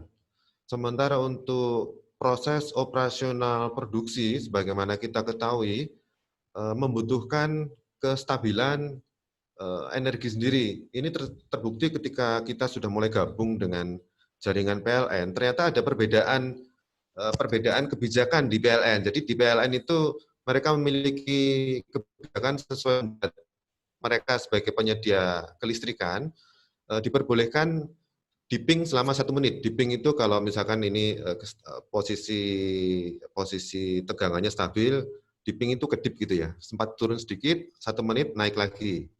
Maksimum 1 menit diperbolehkan secara standar kelistrikan. Tetapi bagi kami yang memiliki sistem sebegitu banyak, khususnya PLC dengan speed yang cukup cepat gitu kan untuk sampling time-nya dalam hitungan milisecond. Ternyata PLC kami dan DCS kami belum bisa menerima dipping 1 menit, bahkan 1 detik saja kami semua sudah shutdown, Mas Diki. Jadi menjawab pertanyaan Mas Diki tadi, dari sisi sumber energi kami sudah mulai lakukan di seluruh kilang, tapi untuk perumahan dan perkantoran. Sementara untuk operasional produksi kita sudah coba gandeng dengan PLN, tapi kita masih tarik ulur antara kebijakan kita tidak membolehkan dipping, sementara PLN membolehkan dipping 1 menit. Jadi permasalahan masih sering terjadi. Begitu Mas Eko dan Mas Diki, serta teman-teman sekalian. Menambahkan satu lagi, jadi termasuk flare gas kalau kita lihat, kalau kita lewat naik kereta gitu kan kadang ada flaring, api flaring gitu kan dari cerobong yang cukup tinggi, yang digunakan untuk membuang gas-gas buang untuk menyelamatkan kilang. Itu juga sudah coba kita kaji, melakukan studi bagaimana energi yang terbuang percuma itu bisa kita masukkan sebagai bahan energi, sumber energi untuk gas turbin kita, Mas Diki. Tetapi saat ini masih dalam kajian, masih belum diterapkan. Demikian. Oke, silakan jika ada teman-teman bertanya, bisa langsung nanya atau di chat. Ya terkait digital, jadi sedikit saya ceritakan bahwa ya terbersit soal digitalisasi adalah karena alumni TF belum ada sharing session, dan saya pikir ini bisa jadi suatu serangkaian yang sistematis karena dari sisi itu dari Mas Ganes di Tamiya EP sudah menyiapkan tentang integrasi data management, database management. Kemudian dari sisi pipeline, metering, dan lifting itu ada nanti Cak Irfan Bintoro, metering spesialis di Kunuku, dan nanti juga akan tema-tema selanjutnya dari tim IKTF yang dikomandoi oleh Cak Didi.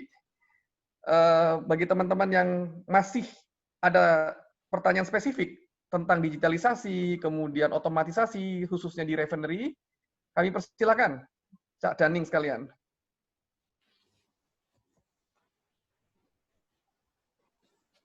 Atau saya lanjut dulu ya? Ya, monggo Cak, kalau emang lanjut, silakan sambil lanjut. Ya, ada pertanyaan Oke, saya tadi terkait dengan kesiapan dari Pertamina untuk mengimplementasi digitalization itu terkait dengan 3 hal, yaitu infrastruktur, orang manusianya, dan juga fasilitasnya. Nah, terkait dengan 3 item ini, bagaimana Pertamina mempunyai rencana ke depan untuk penyiapannya? Makasih.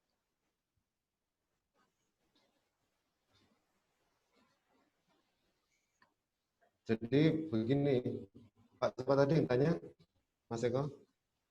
Saya Sony, Pak. Sony. Oh, Mas Sony, ya. Begini, Mas Sony. Tadi ada 3 apa aja, Mas Sony? Lupa aku. Ada people. Manusia, fasilitas, dan infrastruktur. Oke.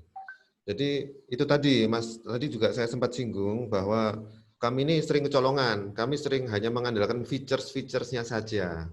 Sementara kami membutuhkan sebuah solusi yang terintegrasi, gitu kan. Ketika features itu sudah terpenuhi, ternyata orangnya belum siap karena memang tidak tersentuh. Yang sering kelupaan memang di sisi faktor people-nya. Padahal yang namanya digitalisasi ini adalah sebuah cara bekerja yang baru, khususnya bagi teman-teman yang sedang bekerja, mendapatkan rutinitas pekerjaan setiap hari, harus melakukan pengecekan peralatan, harus melaporkan, harus rapat ini, rapat itu. Ketika digital muncul berupa sebuah aplikasi, dalam tanda kutip berupa sebuah teknologi aplikasi, ketika mereka tidak disiapkan dengan pelatihan, dengan pemahaman, maka yang akan terjadi adalah seperti ketika kita, yang terjadi di perusahaan kami sendiri, ada senior-senior kami yang bahkan tidak memahami bagaimana sebuah data tertarik dari bawah sampai ke atas. Mereka menggunakan strategi kata-kata, pokoknya saya nggak mau tahu, data sudah harus muncul di komputer saya. Pada proses untuk menuju menampilkan data sampai tervisualisasi dari unit kami ke kantor pusat, prosesnya cukup panjang. Tetapi itu tadi, jadi strateginya memang kita meminta kepada para vendor untuk memberikan kami solusi, bukan hanya aplikasi. Tetap sering kecolongan, Pak Sony. Begitu mungkin, Mas Eko, Pak Sony. Iya, artinya kan tetap harus menjadi agenda ya dari Pertamina itu terkait sama pendayagunaan manusianya. Karena teknologi bagus, fasilitas bagus, orangnya nggak bisa pakai, jadi Betul. nggak berfungsi kan ya. Betul, betul. Itu yang sering terjadi dan sampai saat ini masih terjadi juga karena itu tadi Pak, tekanan dari tim manajemen yang mungkin agak kurang memahami ya. Jadi asal pokoknya harus selesai, kita bikin quick win. Saya sering bermasalah, saya sering nggak setuju dengan kata-kata quick win. Jadi quick win ini adalah solusi cepat bagi seseorang yang saat itu sedang memimpin di sebuah fungsi ya Mas Eko ya.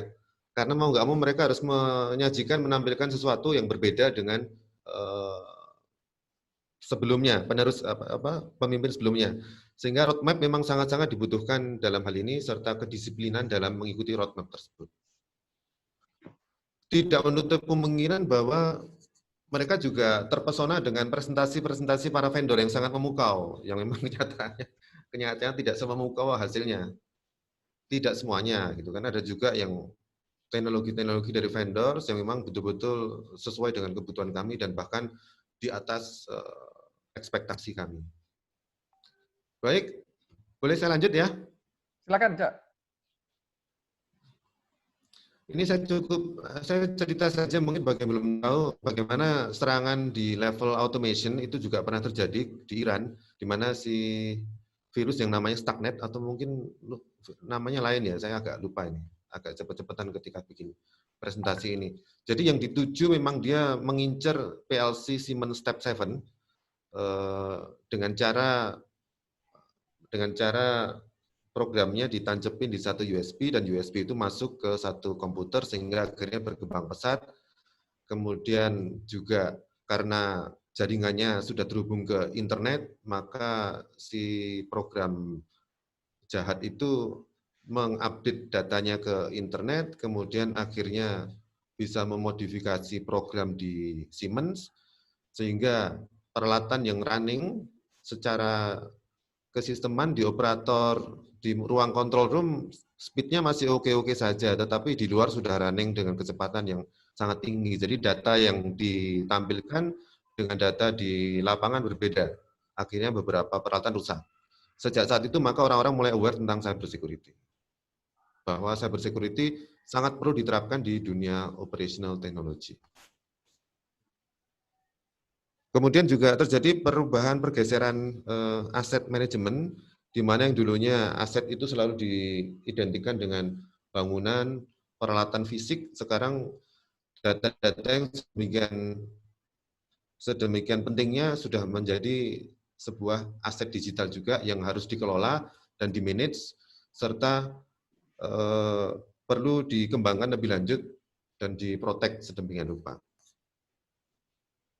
Sebagai contoh, di Pertamina, di kilang Pertamina kami memiliki 6 kilang, RU 234567. Kami juga mencoba menyajikan data digital sebagai sebuah aset, sehingga kita bisa melihatnya dengan cukup visualisasi dashboard di PC atau di HP masing-masing untuk mengetahui bagaimana performance beberapa aset-aset kami yang sudah terdigitalisasi. Ini contoh-contoh yang tampilan-tampilan yang bisa dilihat. Kita bisa melihat kerusakannya apa saja, kemudian bagaimana dia beroperasi, apakah di dalam operating Windows yang diizinkan atau di luar range, dan seterusnya. Termasuk juga dashboarding sangat penting di dunia digitalisasi ini, di mana kita bisa melihat secara perhitungan kasar gross margin setiap kilang seperti apa, kemudian detail dari kilang-kilang tersebut juga bagaimana. Ini membutuhkan proses dari bawah ke atas yang cukup rumit dan cukup kompleks, serta kadang kami kecolongan juga dari sisi security data dan cyber security-nya. Kemudian kita beralih ke existing industry dan future industry. Kita tidak melupakan juga bagaimana keberadaan teknologi yang sekarang juga harus mulai didigitalkan. Bagaimana kilang-kilang kita yang lama dengan teknologi yang serba apa adanya harus kita migrasi menjadi sebuah teknologi yang mampu beradaptasi dengan kebutuhan masa depan. Sebagai contoh, dalam hal ini ingin menyampaikan tentang predictive maintenance yang bertujuan untuk meminimasi unplanned shutdown, di mana pada sisi tahap pertama ada data collection, kemudian advanced analytic berdasarkan artificial intelligence, ada dashboard-nya, dan dashboard ini memberikan pilihan-pilihan kepada kita, memberikan alert kepada kita, menerima rekomendasi predicted yang disampaikan oleh sistem atau kita menolaknya. Kalau kita menerimanya, maka akan terhubung kepada sistem maintenance kami untuk mengeluarkan work order dan seterusnya. Tujuannya adalah untuk mencegah kerusakan sebelum waktu yang sangat singkat untuk perbaikannya. Karena di tempat kami juga kami memiliki proses pengadaan yang cukup rumit, butuh waktu dan memiliki tahapan-tahapan tertentu. Jika kita tidak terinformasikan beberapa hari sebelumnya, mungkin akan kesulitan ketika equipment kita terduduk karena unplanned shutdown. Saya istirahat sebentar ya, kita lihat video dulu.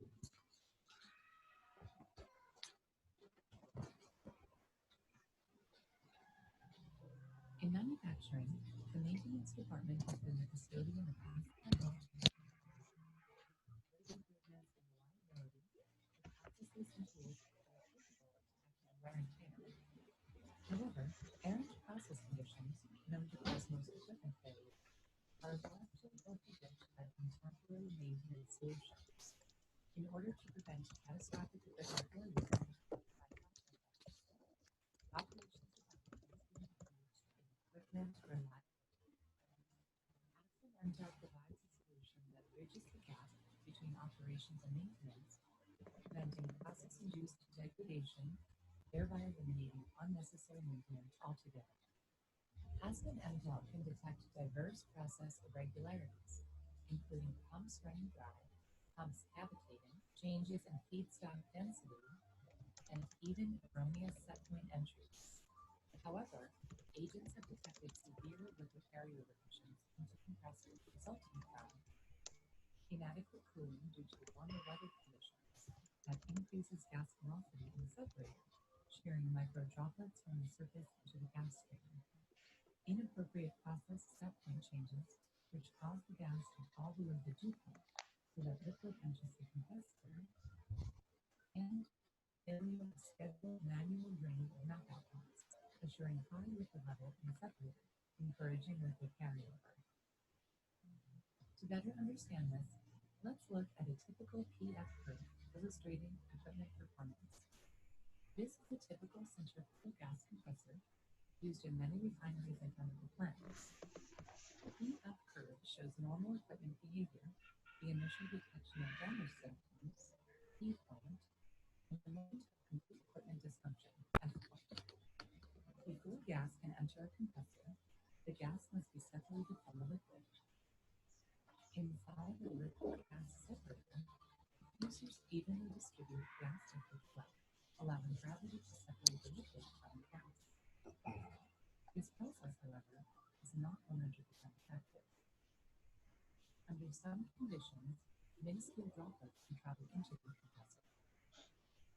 This is referred to as liquid carryover, or the silent killer of gas compressors, that can gradually deteriorate compressor seals and compromise service. Additionally, compressor blades spin at extremely high velocities to compress gas, so the impact of every drop of liquid can cause fatigue and deposition.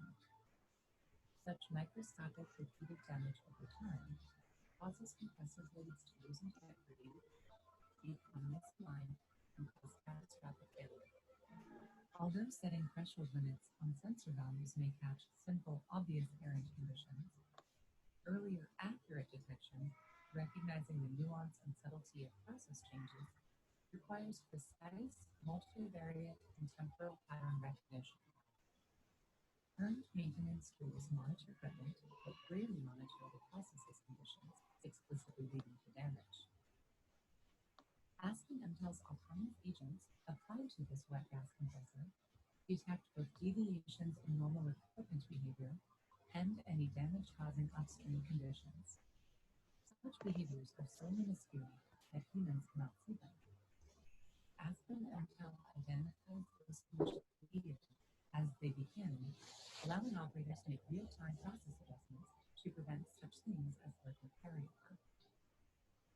detection, agents offer prescriptive advice, assuring operators take decisive action.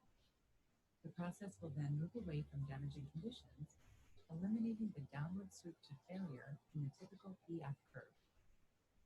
The earliest detection and consequent avoidance of the repair, however, dramatically increases the remaining useful life of investors. The Aspen Mtel industrialized automated agent methodology using machine learning provides extreme early warnings of unavoidable wear and tear events. More importantly, it detects intractable process irregularities that instigate damage, offers prescriptive advice to alleviate the process issues, avoids process-induced degradation, catastrophic failure, and eliminates unnecessary maintenance altogether. To find out more about Aspen Mtel, contact AspenTech today. Ya, baik. Kurang lebih seperti itu. Jadi kami sekarang sedang melakukan piloting project predictive maintenance di refinery unit 6 Balongan yang cukup sukses perjalanannya dengan penuh liku-liku. Akhirnya kami memahami bahwa pada dasarnya predictive maintenance itu adalah sebuah strategi yang bisa cukup diandalkan dengan teknologi yang berkembang saat ini menggunakan data analytics atau machine learning atau artificial intelligence. Kemudian ini kita skip saja. Ini pada dasarnya adalah kita membutuhkan 3 langkah untuk predictive maintenance berbasis algoritma, yaitu data engineering, data science, dan dashboard design.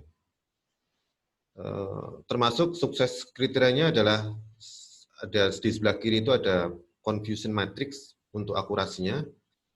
Dan ini beberapa contoh dashboard predictive maintenance yang tadi pertanyaan dari Pak atau masukan dari Pak Nanang juga untuk aset manajemennya juga sudah cukup berhubung. Pak Nanang akan kita coba lebih tingkatkan lagi.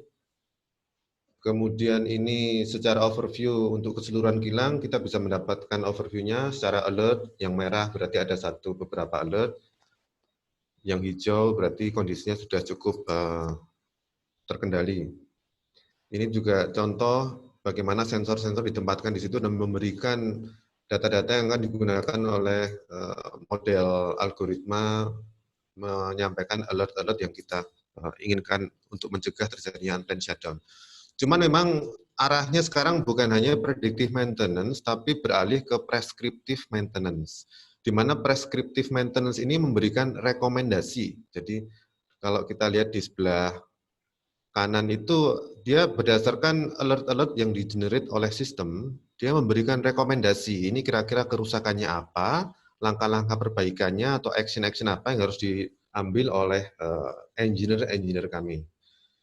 Seiring berjalannya waktu piloting project ini kami informasikan bahwa kami menggunakan vendor teknologi provider dari AspenTech. Ternyata AspenTech belum bisa mengenerate rekomendasi seperti yang kami harapkan, sehingga saat ini kami bekerja dengan Wood untuk memberikan rekomendasi aksi-aksi apa yang secara kesisteman bisa kita lakukan, termasuk diantaranya ketika rekomendasi tersebut tidak sesuai, kita bisa memberikan masukan lagi kembali ke sistem, sehingga sistemnya seiring berjalannya waktu bisa semakin pintar dan lebih beradaptasi. Tidak lupa juga bahwa selain teknologi masa depan, ada teknologi-teknologi sekarang yang perlu menjadi perhatian bagaimana cara bekerja teman-teman di level frontline, itu juga perlu kita digitalisasikan. Kita lihat sekilas, setelah ini materi ini selesai, kita saksikan sebentar.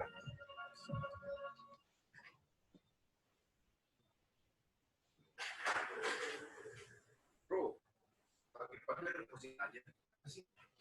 Gini Jan, gue disuruh bikin evaluasi performa kompresor sama bos, tapi di lapangan nggak ada datanya. Mungkin ada yang lupa rekap atau datanya menghilang entah kemana. Jadi gimana nih? Ya elah, lu tinggal akses internet, terus tinggal login di BOC Plus. Semuanya tuh lengkapnya di sana. Apaan BOC Plus? Jadi BOC Plus tuh kayak gini bro. Zamanku dulu bro, keluar kempo sudah panas, berkeringat, sambil patroli lapangan jauh sekali. Udah gitu bawa buku loksit banyak, ada yang buat ambil pompa, lock heater, lock tangki, lock kompresor. Bayangin repotnya mengisi parameter operasi di lapangan. Habis dari lapangan, pengawas jaga langsung ditodong sama dokumen. Numpuk, siapa yang nggak puyeng jadinya? Tapi itu kan dulu, sekarang sudah ada BOC Plus. Cakep. Nah, sekarang ini, dengan adanya BOC Plus, teman-teman kita di lapangan nggak bakal kerepotan lagi tuh dalam ambilin data equipment. Cukup isi username email kita untuk login aplikasi, klik to do, lalu pilih area kita. Nah, langsung aja kita scan QR code-nya. Keluar deh semua parameter yang diisi. Praktis kan? Tinggal klik, beres deh.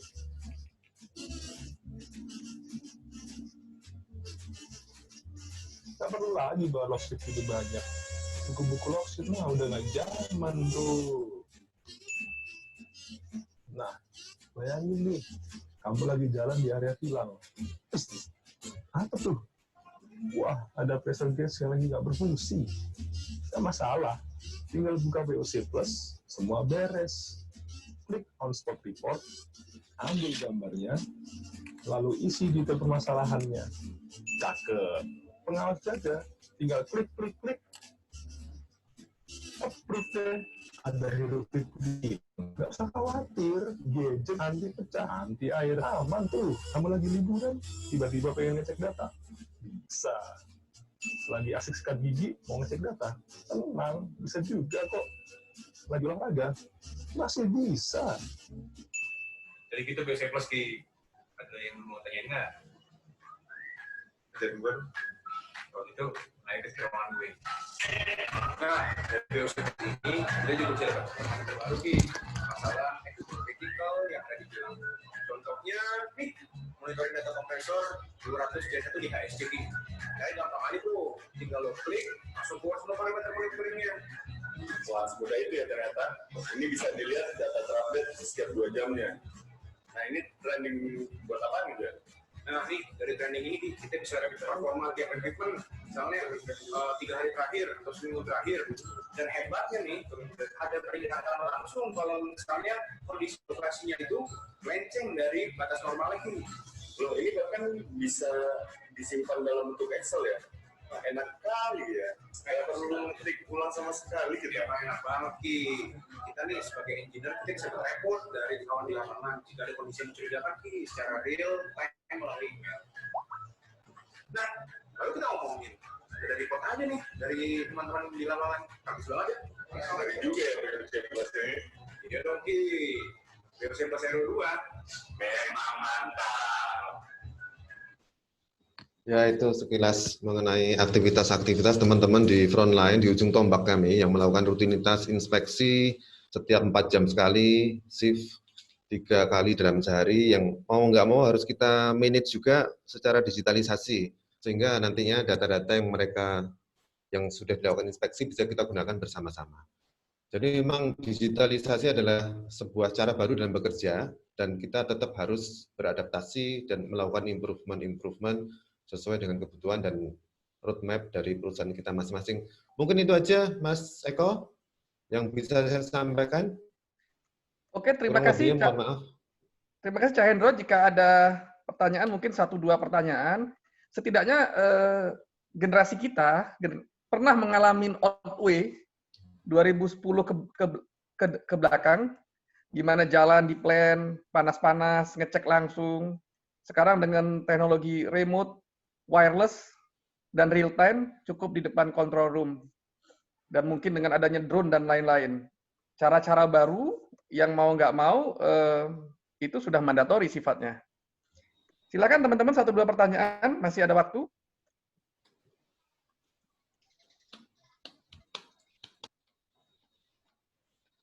Atau kalau tidak ada pertanyaan dari teman-teman lain, bisa sharing bagaimana digitalisasi. Ada ini Pak Hendro, Abdurrahman Falaking. Oh ya, silakan. Yang akan ini, silakan di-unmute dulu Pak Abdurrahman. Selamat siang Pak Hendro. Selamat siang juga Bapak. Abdurrahman Pak, saya juga Pertamina, dari Pertamina Hulu Mahakam Pak. Ya. Mau tanya mengenai prediktif Pak. Saya juga baru dengar tuh ada prescriptive maintenance, kayaknya keren banget tuh. saat ini sudah pilot project Pak ya? Kalau boleh tahu lebih detail, bagaimana Pak itu ya? Lalu yang kedua mengenai BOC Plus tadi yang sempat dipresentasikan, itu berarti semua datanya apakah di cloud-kan atau servernya kita manage sendiri ya? Ya, Itu aja Pak Hendro. Terima kasih Pak Hendro. ya, saya coba jawab ya. Yang predictive maintenance sekarang sudah siap go live. Kita akan launchingkan di bulan Juni ini untuk 10 peralatan kritikal di RU6. Pada dasarnya predictive maintenance ini memberikan alert-alert ke kita dengan perubahan-perubahan data sensor secara real time. Cuman bedanya dengan alert-alert yang biasanya, mereka menggunakan satu model algoritma yang dibungkus sedemikian rupa sehingga bisa sudah teruji dan menggunakan data sekitar 7 tahun terakhir serta bisa memberikan kita informasi-informasi. Itu jika hanya predictive maintenance saja seperti itu. Tetapi ternyata harapan kami lebih jauh dari sekedar memberikan alert karena kami juga membutuhkan kami harus melakukan apa dengan alert-alert itu. Nah, itulah mulai masuk ke prescriptive maintenance. Jadi maintenance-nya memberikan preskriptif atau informasi-informasi yang sangat membantu teman-teman engineer kami memastikan bahwa secara kesisteman informasi-informasi yang disampaikan sudah sesuai dengan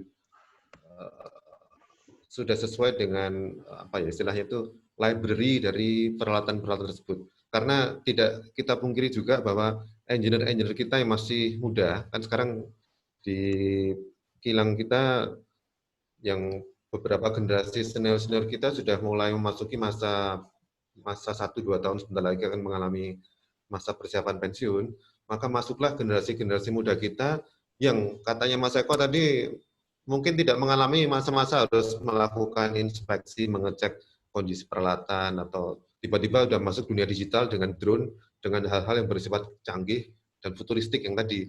Nah, makanya kita kehilangan ilmu-ilmu yang berhubungan dengan library-library, pengetahuan-pengetahuan mengenai jenis kerusakan, pemeliharaan, bagaimana historical kerusakan peralatan, dan bagaimana cara menyelesaikannya, itu semua kita tangkap dalam sebuah sistem predictive maintenance berbasis artificial intelligence. Ditambah dengan library-library yang ada, memberikan kita langkah-langkah apa yang harus kita lakukan sesuai dengan jenis kerusakannya. Jadi nanti dibedakan, kalau misalkan di kompresor ada kerusakan di bearingnya kah, atau di oil loop-nya, dan seterusnya, semuanya sudah tersistem seperti itu. Oke, Cak Hendro ada pertanyaan bagus nih dari Mbak Tia, masih mahasiswi tampaknya 2018, soal gimana sih menjaga data agar hanya yang dapat diakses oleh mereka yang berhak mengakses terkait cyber security. Yang kedua adalah kalau terjadi kegagalan pada sistem cyber security, dampaknya sebesar apa? Apakah dapat menyebabkan plan menjadi shutdown, serta gimana mitigasi dan problem solving-nya? Ya. Sebentar, saya bisa diingat, saya belum jawab satu pertanyaan tentang BOC tadi apa ya? Oh iya, sorry, maaf. Lupa saya. Sebetulnya berhubungan dengan cyber security Pak, karena kan itu kan dia, saya belum tahu bagaimana mekanisme datanya itu Pak ya. Apakah disimpan di cloud atau bagaimana gitu Pak? Baik, terima kasih. Makasih. Datanya untuk sementara sesuai kebijakan dari CIC, dari teman-teman IT, masih kita lakukan di on-premise Pak. Ini sekarang sudah masuk ke versi kedua pengembangannya. Di versi pertama sudah berjalan kurang lebih setahun ini. Ini juga program yang baru Pak. Kita coba satu sentralisasi data. Ternyata setelah berjalannya waktu selama 1 tahun, kita sadari bahwa untuk pekerjaan ini karena berada di tools-nya teman-teman frontline, dia harusnya berada di level yang paling bawah, di operasional teknologi, bukan langsung naik di enterprise. Gitu. Sehingga akhirnya kita mintakan server dipisah untuk setiap RU, yang sebelumnya hanya menjadi satu, sekarang kita mintakan terpisah dan data ada di virtual server, di on-premise. Dan data itu sekarang sudah tergabung juga ke sistem maintenance kami untuk mengeluarkan work order, sehingga ketika ada deviasi atau ditemukan hal-hal yang butuh perbaikan, langsung terhubung ke sistem maintenance kami. Dalam hal ini berupa MySAP. Begitu ya, tentang BOC. Baik, pertanyaan berikutnya tadi tentang bagaimana cara memberi akses. Jadi kalau kalau di sisi yang bukan cyber security sendiri, di tiap-tiap aplikasi itu ada yang namanya user privilege gitu kan. Di komputer kita juga ada yang namanya admin privilege, ada user privilege. Masing-masing role memiliki akses masing-masing, itu bisa dikonfigurasi. Kalau di Pertamina sudah ada yang namanya sistem user management. Jadi secara integrasi, jika sistem tersebut, aplikasi tersebut sudah terhubung dengan domain Pertamina, maka kita mintakan secara standarisasi, kita cukup login menggunakan satu single sign on saja. Jadi kalau saya login ke komputer saya, ke jaringan menggunakan hendro.herdijanto@pertamina.com, harusnya itu bisa kita gunakan untuk keseluruhan sistem yang ada di sistem digital yang ada di Pertamina. Sehingga nanti akan ketahuan saya login di mana saja dan berapa lama lognya sudah ada. Tetapi kalau kita login secara terpisah dengan password, ini kalau teman-teman di automation biasanya memang beda ya antara automation dengan IT ya, di OT dan IT. OT ini butuh cepat, jadi biasanya mereka kalau masuk ke domain Pertamina agak lambat. Security-nya sangat secure. Mereka lebih suka kalau password itu disimpan di kantong masing-masing dan dibagi dengan sesama teman-teman engineer. Sehingga itu secara cyber security tidak memenuhi standarisasi, tapi kami akan tetap mengarahkan sesuai dengan hasil assessment bahwa kita harus merefer ke cyber security untuk menghindari terjadinya potensi-potensi kegagalan, serangan-serangan, ataupun yang paling gampang yang pernah terjadi di RU2 dan RU6, itu di level HMI, di level operator station, dia blank screen. Jadi operator tidak bisa melihat kondisi operasional di lapangan masih running semuanya, tetapi di depan komputer mereka sudah black. Dan ketika dicek, ternyata ada serangan virus. Jadi itu tadi serangan yang paling gampang, penyebaran virus melalui USB atau mungkin beberapa peralatan terkonek, baik terkonek secara fisikal maupun secara jaringan. Mungkin itu jawaban saya. Caiko. Yap. Bisa saya tambahkan sedikit untuk prediktif dan preskriptif maintenance? Silakan. Oke, ini kan sharing session ya. Jadi, ya, tadi dari pertanyaan Pak Abdurrahman, jadi perbedaan utama antara prediktif dan preskriptif itu seperti berikut. Jadi kalau prediktif itu hasil daripada report yang diberikan, itu hanya memberikan penunjukan bahwa device, contohnya mau kompresor atau field instrumentation, itu berada dalam kondisi seperti apa terhadap normal operation-nya. Kalau vibration pasti tahu punya pad-nya ya. Jadi kalau positioning-nya setelah vibration itu di bawah threshold-nya, berarti itu masih normal operation. Nah, preskriptif itu memang jarang orang mengenal tentang istilah preskriptif. Jadi preskriptif itu adalah pengembangan advance daripada predictive maintenance, di mana pada preskriptif itu dilengkapi dengan learning process daripada sistem itu. Makanya tadi di presentasinya Cak Hendro ujungnya tahu rekomendasinya apa, harus penggantian alatnya. Nah, learning process inilah yang merupakan advance daripada untuk kegiatan maintenance. Itu aja, Cak Eko. Siap, Cak Sony. Terima kasih, Pak Sony. Sangat menarik. Mantul. Mantap. Barangkali memang ke depan, walaupun teknik fisika, mahasiswa harus paham dan memang diberikan materi soal sistem arsitektur dan protokol ya, karena itu basic ya. Sehingga ketika Cak Hendro bilang operation level, enterprise level, itu semua dalam mindset yang sama, termasuk teman-teman yang mungkin lebih junior. Itu dari kami. Baiklah. Oh, masih ada Roy? Boleh, silakan Roy. Silakan bertanya kalau langsung saja Roy. Cak Roy, ini kayaknya yang Cak Roy dari Cilegon ya? Monggo. Bukan, Cak. Ini dari Jakarta. Oke, siap Cak Roy. Ya, tadi menarik sekali yang disebutkan mengenai tadi ada learning dan prescriptive maintenance tadi. Mungkin saya boleh mengelaborasikan lagi dengan pertanyaan gitu ya. Itu apakah kemudian yang menghasilkan preskriptif itu adalah personel atau orang yang di-hire untuk memberikan advice-advice, Atau itu adalah benar-benar sebuah misalkan nggak tahu ya, atau AI atau apa gitu yang bisa memberikan learning itu tadi. Mohon advice-nya.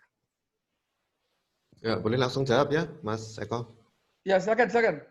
Jadi begini Pak, kami sudah melakukan proyek ini sudah berjalan kurang lebih 6 bulan.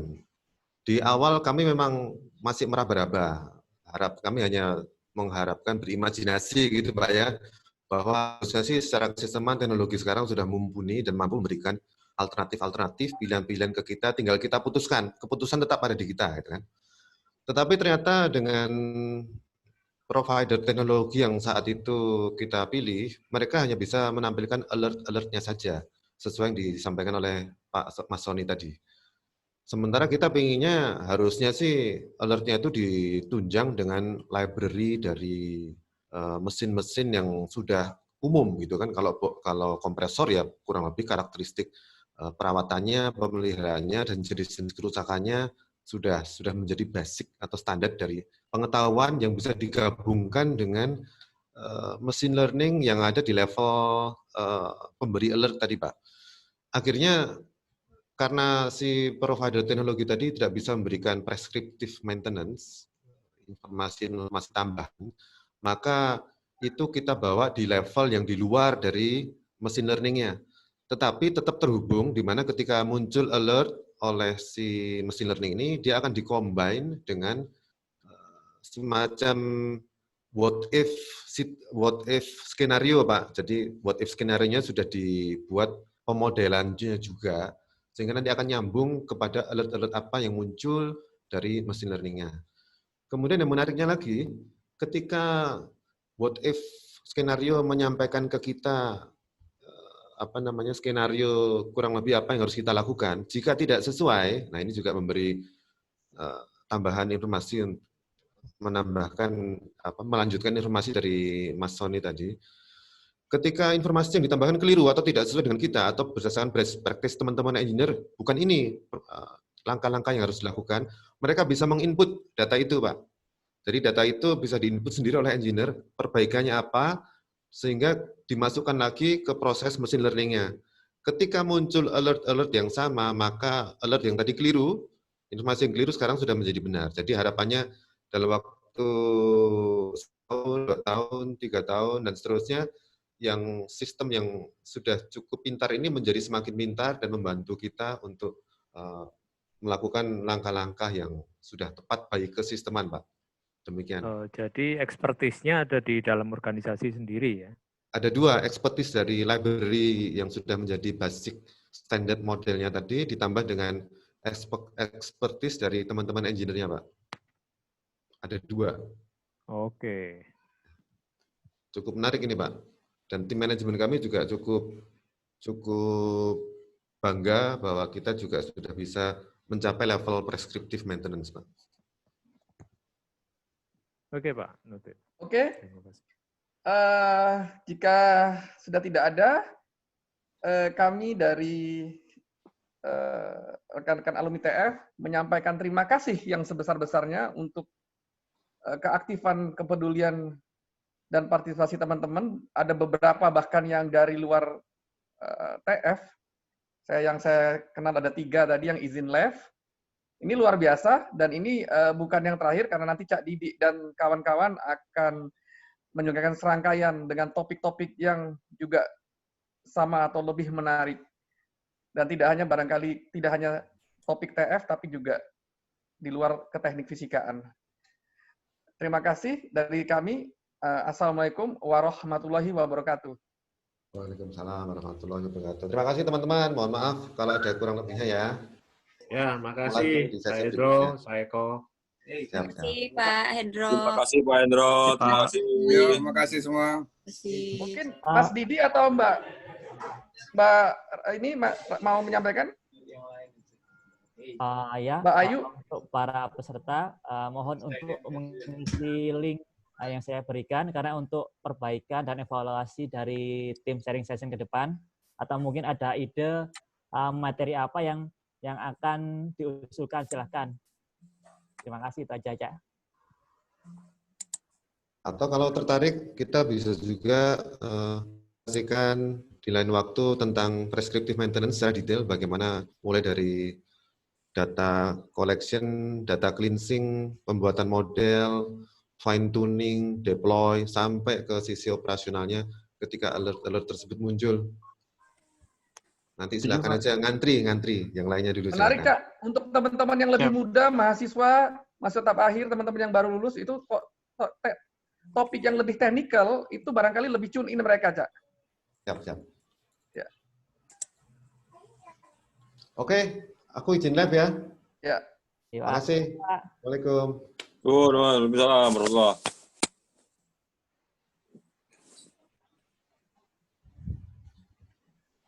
Suwun, Cak. Ya, matur suwun, Cak.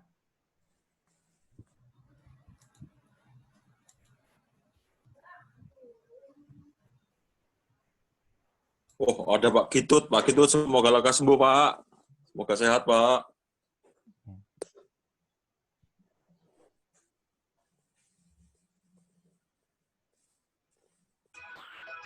Dadah.